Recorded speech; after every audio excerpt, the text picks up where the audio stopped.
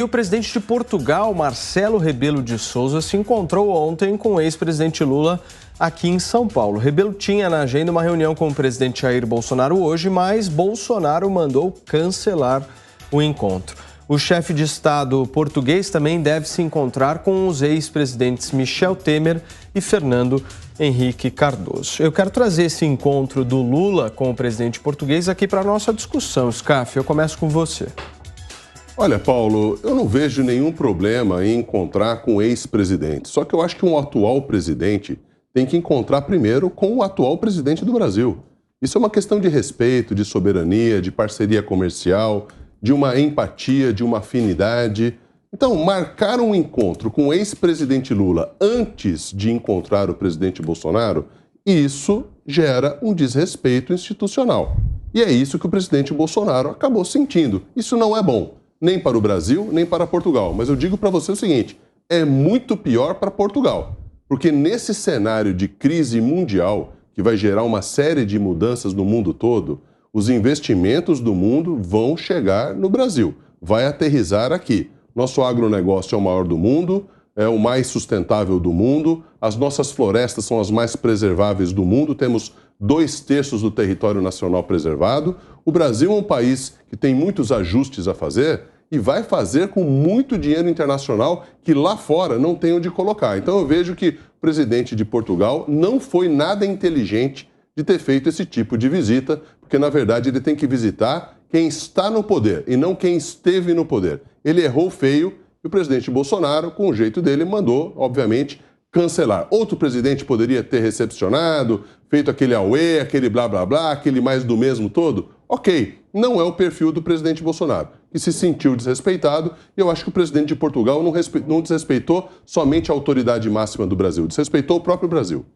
Você acha também, Marco?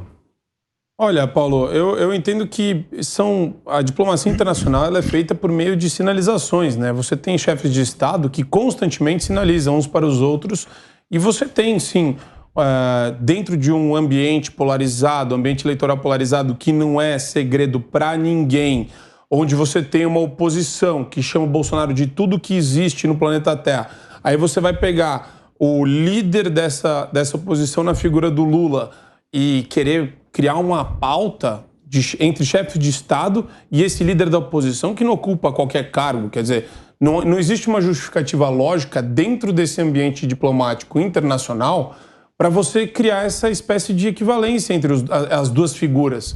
Então, de fato, eu acho que ele errou, ele foi deselegante, ele foi descortês, ele foi mal educado e ele mostra também uma espécie de... Ele contribui para aquele velho discurso que a gente denuncia e aponta aqui todos os dias, de que a imprensa gosta de trabalhar os dois como candidatos plenamente viáveis, equiparáveis, parecidos.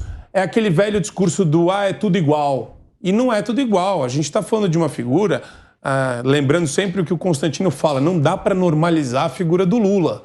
E quando ele faz esse tipo de agenda, e a imprensa adora isso, a imprensa gosta de noticiar o Lula como se fosse, veja, olha como ele é bem relacionado, olha como ele tem laços internacionais, coloca nessa posição de equiparação e equivalência. Então eu acho que o Bolsonaro também, ele pode desconvidar quando e como ele quiser. Se sentindo desrespeitado, sentindo que aquilo lá feriu o ambiente diplomático brasileiro, não é nada grave, mas é um aceno que ficou deselegante, descortês para o presidente da República. Ele está certo em se recusar. O Consta, você acha bom para o Brasil esse atrito com Portugal? Acho pior para Portugal, Paulo, e ficou muito ruim para o socialista lá, né? Algumas coisas sobre isso, né? Primeiro, o ex-presidiário Lula realmente só consegue encontro, né, com lideranças esquerdistas do mundo. Ele não tem povo brasileiro ao lado dele. Segunda coisa, tem muita gente lá em Portugal. Tem também uns ministros do Supremo, eu acho. Tem muita gente. Quando junta Lula, gente do Supremo em outro país, e ainda mais Portugal, né, que a gente lembra que tiveram episódios ali curiosíssimos, né, durante o governo do PT, envolvendo mala de dinheiro e tudo, é bom sempre ficar atento, né? E outra coisa é que cobram muito do presidente Bolsonaro pragmatismo nesse aspecto. Pragmatismo. O presidente Bolsonaro tem se mostrado muito pragmático. Olha a relação dele com o presidente Joe Biden. Agora, não cobram pragmatismo do socialista português? Nossos queridos patrícios lusitanos não precisam também se mostrar pragmáticos?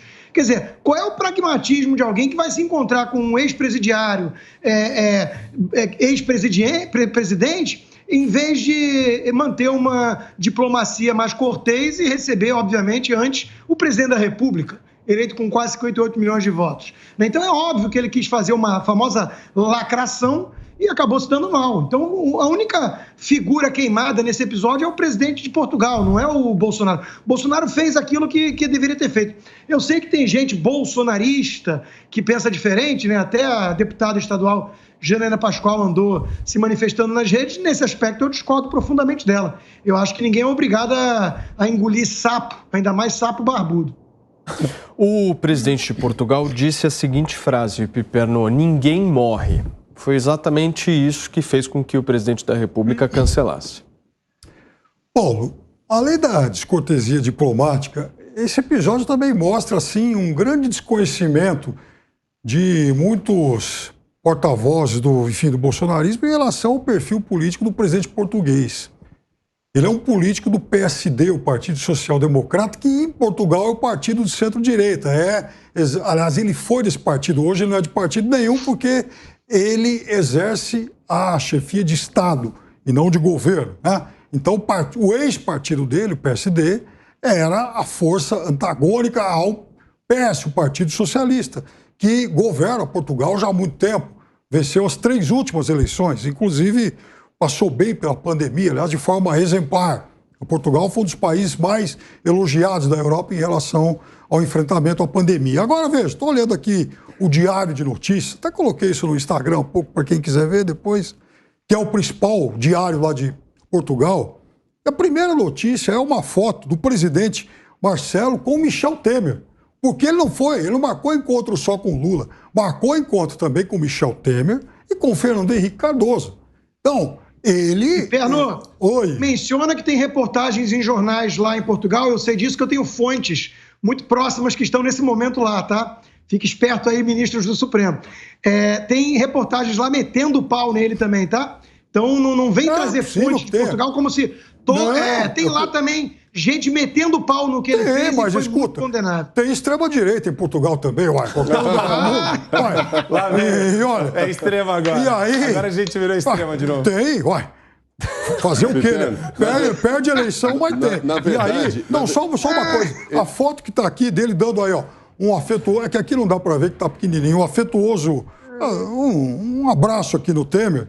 E o Temer lamenta muito a atitude de Bolsonaro para com o Marcelo. E aí, então, não é uma crítica do PT, do PSDB, ou de quem quer, ou de algum porta-voz de esquerda. É do ex-presidente Michel Temer.